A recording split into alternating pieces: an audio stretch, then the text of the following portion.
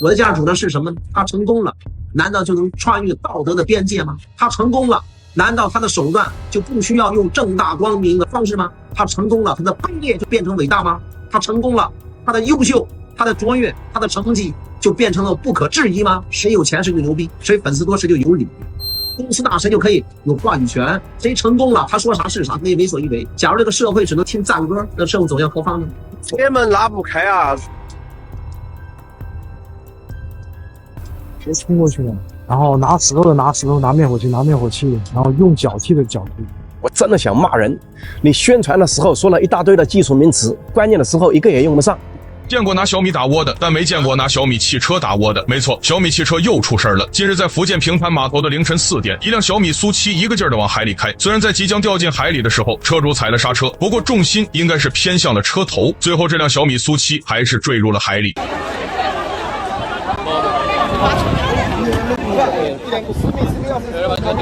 真的，我们不需要冰箱、彩电、大沙发，不需要任何浮夸的高科技，没有用。最近几年的遥遥领先出来比谁都凶，在路上崴脚的、断轴的失控的、起火的、燃烧的、爆炸的，这些事情为什么频频而出来？到现在为止，发生这个事故已经超过了24个小时，小米汽车和雷军都没有给公众一个解释。测试一下，从200公里干到零的瞬间刹停，3、2、1。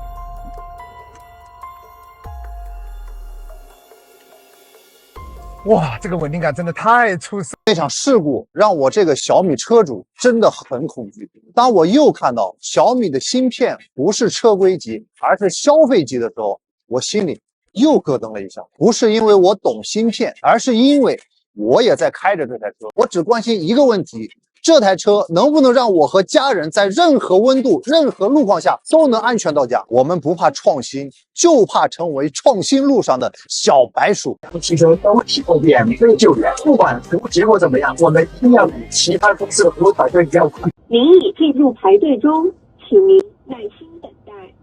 近日，小米汽车坠海事件再次把小米与雷军推到了风口浪尖。秀爱家科技集团的公司创始人陈光辉因为公开质疑小米，结果遭到人身威胁。当时也有这么一个心理准备，但是没想到这么猛，进行威胁。名牌的尽头是名片，营销的尽头是诈骗。一行大字写逆光之王，底下拿放大镜看小字写逆光之王是我们的目标。世界上最长的续航里程写这是我们的梦想，这都可以啊，这是虚假宣传吗？说养了最好的法务，你最好的法务他也得有良心呢，为了挣钱不要脸了吗？可以这么无耻吗？一边无耻到令人发指，一边还得让你给他鼓掌叫好。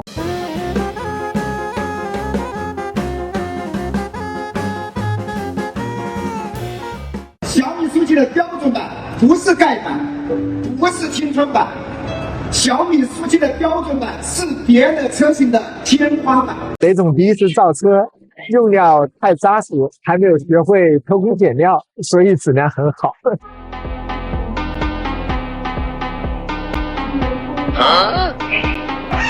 难道这就是小米宣称16.8亿种驾驶模式之中的隐藏款？近日，山东威海一位小米车主发视频表示，自己的小米苏7停在门口并已经锁车的情况下，车辆却突然启动开走。事发后，车主联系小米汽车客服，对方表示可能是误触点到手机所致，随后又回电称是 iPhone 16手机启动的辅助驾驶功能，但车主随即发布了完整版室内监控视频回应，表示事发前并未操作手机，所以确认该事件非人为操作导致。但截至目前，小米汽车官方客服尚未对此做出再次回应。3月份买了一台小米的 Ultra，15号的晚上下地下车库，从大概20几、30左右的速度开始刹车，我感觉这个车是失控状态，刹车踩不动，包括方向也动不了，直接导致让我撞墙了。是我刚提的小米苏7 Ultra 鹦鹉绿刚刚下线，给大家测试一下，从200公里干到零的瞬间刹停。我们8个小时锁单就突破了24万台，创造了行业的奇迹。从7月6号开始交付，到今天2个月19天，我们交付超过了4万辆。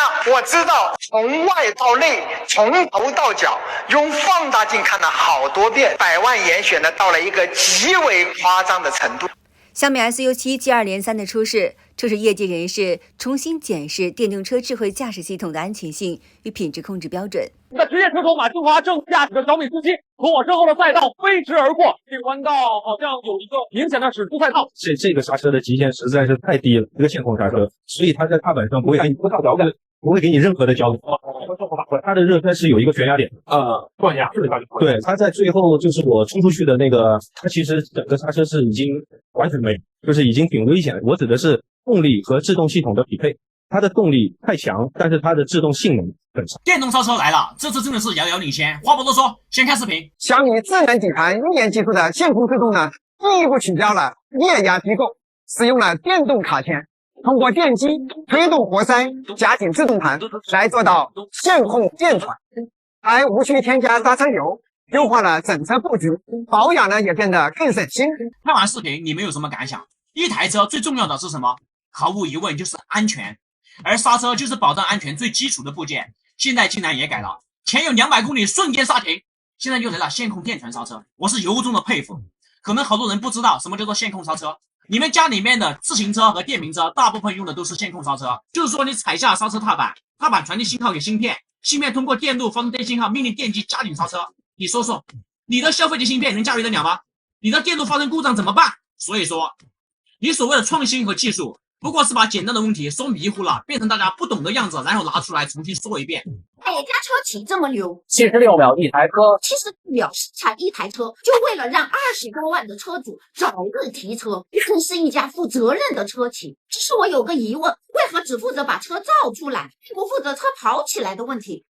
有限责任吗？我实在忍不住又要提到德国车，看一段视频。这个世界上最好的汽车是什么？是捷达。捷达这个车是德国人已经磨损了80年，所有的 bug 都找完了。bug 都被找完了，这才是造车的门槛。那些经历过7、8代以上的车企，什么大众高尔夫、丰田卡罗拉、本田雅阁等等，并不是每一代都有黑科技，但你就觉得一代比一代好开好用。这位博主说呢，电动车地板以上的部分你可以吹一吹，地板以下的部分叫做机械素质。机械素质不是花钱买最好的生产设备就能够搞定的，它需要调校、机器测试、实车测试，再调校、再测试。每一轮呢都是在填前面的坑，坑都填完了的车，弯道超车才能安全。当遇到紧急情况，一把方向直接化解。林敬燕出厂设置高性能的车，干弯道干出的就是这样的效果。麋鹿测试成绩超过保时捷，有16.8亿的这种驾驶模式，有什么用呢？一样没有把车救回来。以后碰到这样的车，劝你有多远躲多远。什么安全性啊、空间啊、加速啊，其实没什么意思。按正常人的认知，汽车安全不就是解决速度越快、质量越大带来的各种安全问题吗？同样是2吨重的车，时速40公里产生的动能约相当于30颗炸药爆炸的能量，时速100公里产生的动能相当于184颗炸药爆炸的能量。时速同为80公里的2台车相撞，受迫带来的杀伤力比一颗手榴弹还强。各位懂了吧？为什么现在造车没门槛？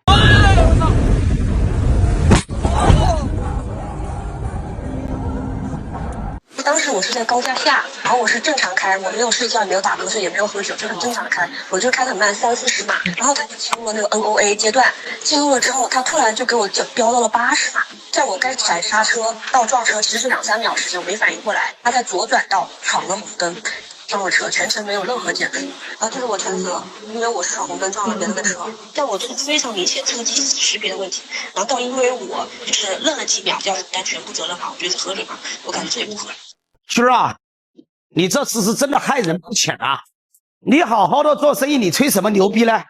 叫什么小米超强钢！我在收你这个车之前我以为是真的是超强钢。来，我把图片放大了之后，你说你是什么？是项目名称。你又说小米速7是什么？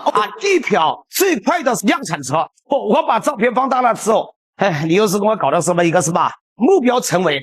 你现在按你这样子的一个宣传方式，跟那个叫是什么海参炒面一样的。我叫海参，我炒出来的面就是海参炒面，卖99块钱一碗。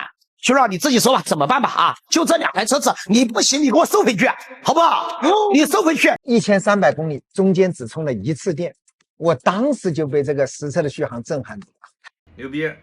我连续修了2天的手机，中间只睡了1次觉，我当时就被自己的身体给震撼到。我的靠背支持电动调节，最大的调节角度135度。我的这杯水有54度，比茅台还要高1度。我们用1块钱的金币比一下，你会不会觉得我们明显要薄不少？我的腿比这条筷子还要细。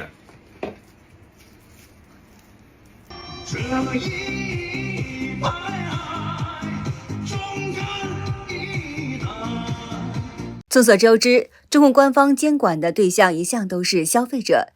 在官方的大力支持之下，这些车企法务部不但可以起诉说实话的路人与修车的师傅，甚至呢还可以把车主送进监狱。由于本人个人的喜爱，在你们那边订购了一台小米玉7 Max 系列汽车。锁单的时候，由于本人智商问题，然后误以为8月首批交付就是我。第二，因为本人眼睛高度近视，没有看到旁边合同默认的内容，继而引发的一系列矛盾。经过教育，我深刻的认识到了自己的错误，在此郑重的向你们道歉。至于提车时间，我愿意接受小米的提车时间。如果到了2026年提车，多交的几万块钱，大概购车税加置换补贴，总共在一起大概3万多块钱，本人愿意承担。在此，我再也不敢去维权了。这就是传说中的研发部37人，法务部7000多人啊！赚了你的钱，还要侮辱你的智商，这样的企业啊，天理难容。有消费者起诉某家车企不退定金，结果呢还被法院给驳回了。驳回的理由是啥？起诉对象不明确。为什么呢？因为这个车企啊，它卖车是一家公司，收定金又是一家公司，而造车呢还是另外一家公司。他让法院懵逼，那消费者就更懵逼了。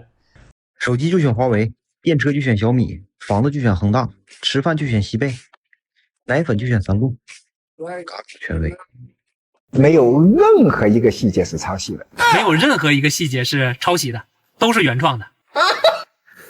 给我听笑了，这是文字游戏的高手啊！细节上确实都有创新，但是你整体上看着很像啊。当然啊，雷总肯定知道外观专利保护期是10年，过期了啊！你看还没有法律风险，还很像，还有创新，你还拿我没有办法？你看是不是值得大家学习？好消息是小米终于实现了家喻户晓，坏消息是有点后遗症。有啥后遗症呢？现在只要有人说绿化带，很多网友可能就直接就联想到是不是有一辆车在绿化带上。那么现在只要有人说什么营销鬼才，那可能大家第一时间就会想到那个发布会，对不对？然后如果有人说法务部，可能就我们可能就会优先想到起诉了那个消费者那么如果有人说那个拍照逆光可能就会想到逆光之王甚至于会想到逆光之王的那个下面的那个小字。先看视频。下一位同学，我在。前排座椅放到最下。2个座椅位置都搞定了。下一位同学，在。副驾座椅调到最高。副驾座椅位置正在调到最高。大家看一下吧，它就会顶到后视镜，直接给顶坏了，不会出事吧，兄弟们？这个玻璃。小米预期提车第1天就坏了，真棒！我今天重点是请大家思考一个问题：语音控制真的好用吗？最早在20几年前，三星600手机上我就接触到了语音控制 ，Anycall 语音拨打电话。10几年前，苹果手机的 Siri 我也玩腻了，我就开始反思了：语音控制到底是科技的进步还是智商的倒退？现在的年轻人当然完全听不懂。我研究材料的时候，他们还没出生呢，他们只知道书上和网上整天说的崛起了，遥遥领先。这么多年了，到底哪些厂商还把这些别人玩剩下的垃圾玩意儿拿来当人工智能卖钱？好的，今天就和大家聊到这儿了，请您记得点赞、订阅、留言，并且分享给您的朋友们。感谢您的支持，我们下期节目再见。